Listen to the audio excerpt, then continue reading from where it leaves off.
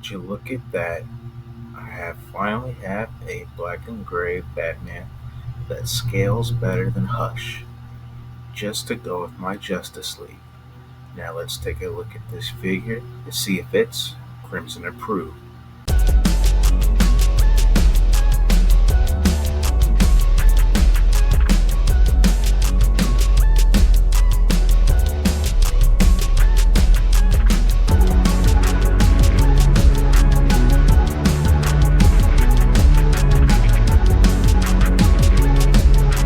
Alright, first and foremost, let's take a quick look at this packaging. It's very generic. DC Multiverse down there at the bottom. Batman's name right here. You see the figure right there. See Batman, black suit variant, Knightfall. I like how they acknowledge the fact that this is just a black suited variant.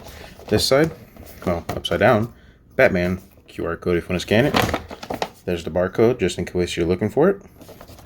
And then there's the back. It's a nice black and white artwork, similar to the original. So yeah, let's get this figure out of the box and let's see what's inside. Well, you know what's inside. Let's get a good look at it. Knightfall Batman from the tips of the bat ears stands just a little below 7.5 inches. And can I just say that this is probably my favorite Batman head sculpt. You can see the side profile. A nice classic yellow bat symbol, which is what I think of when I think of Batman. You can see the muscle definition. And all of the nice wrinkle detail that shows it looks like a guy in a suit. Of course, the yellow capsule belt with the black trunks. And the little spiky bits on Batman's arms are actually correct this time and on the back instead of on the side. And you can see he has nice sculpted gloves and boots instead of painted on there. And where the wrist articulation is perfectly integrated with the suit, so it looks like it's one whole solid piece. You can see the wrinkles on there if it'll show up on camera.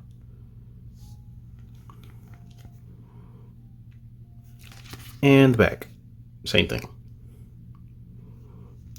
Now this cape, I like the cape to an extent. I like all the folding and all the sculptedness of it, but there's just one thing. It's swooshing to the side, which just looks a little bit odd. Comes with a black and white, or it looks like black and grayish and white version of the original trading card that Knightfall Batman came with. Here's the back in case you want to read it. It's basically the exact same thing that usually comes with Bruce Wayne. He also comes with the traditional McFarlane DC Multiverse display stand. Nothing special. 2 open hands for holding his teeny tiny Batarang. We'll get to comparing this Batman along with the black and gray version of Hush soon. Alright, we're going to speed through this articulation because you've seen this articulation before. And you know what it generally has. You can kind of look up, and he can't really look down at all. His head can go all the way around. His arm can go up 90 degrees. And all the way around. Bicep swivel and a little bit of rotator cuff. Double jointed elbows. McFarlane's wrists that can go all the way around. And hinge in any direction. He can arch back just a little bit. And not so much forward. And the typical McFarlane torso and waist swivel. He can kick forward just to less than 90 degrees. Semi-perfect split. A little bit of thigh swivel right there at the joint. Double jointed knees. And McFarlane ankles that can hinge up and down. And rotate all the way around. Pivot. And 2 articulation. Now let's get to the fun part of the video and the part that I've been most excited for. Comparing this one with the black and gray version of Hush. And you can see the 2 different art styles of Batman. Hush by Jim Lee and Knightfall by Kelly Jones, I believe. And probably various more because he never looks the same at all in Knightfall. Hush has a more modern bat symbol, while Knightfall has the traditional yellow and black bat symbol. You can see Hush has the pouch belt, which is more of a modern interpretation. and Knightfall having more of the capsule belt, which is older in what I think of when I think of Batman's utility belt. Hush, also being an older body buck, has the older McFarlane ankle pulls, the older McFarlane wrists, and he also has painted on gloves instead of sculpted, and the spiky bits are on the side instead of the back.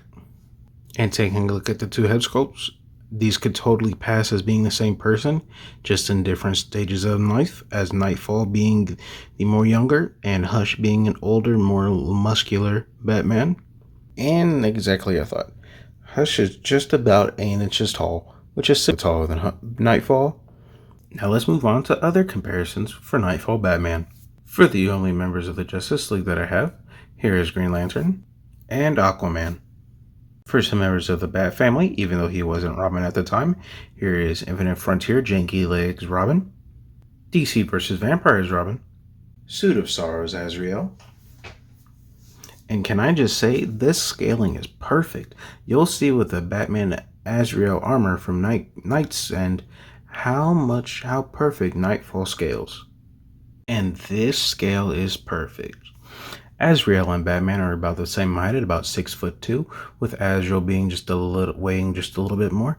But obviously, since he's in an armor, he should be a little bit bulkier and just a smidge taller. And that is a perfect height right there. He is way better scaling with Azrael and other Batman family figures in Hush. And for a movie comparison, here he is with Batfleck. And as always, here he is with everybody's favorite Amazing Fantasy Spider-Man. Now, this Knightfall Batman will be my definitive Justice League Batman.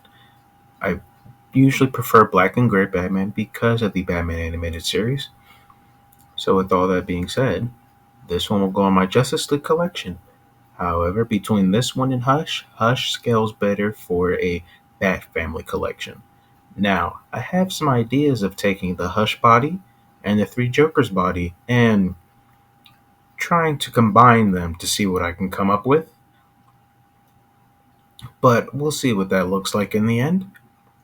But this has been a look at Batman Knightfall, and I would say that this figure is Crimson approved.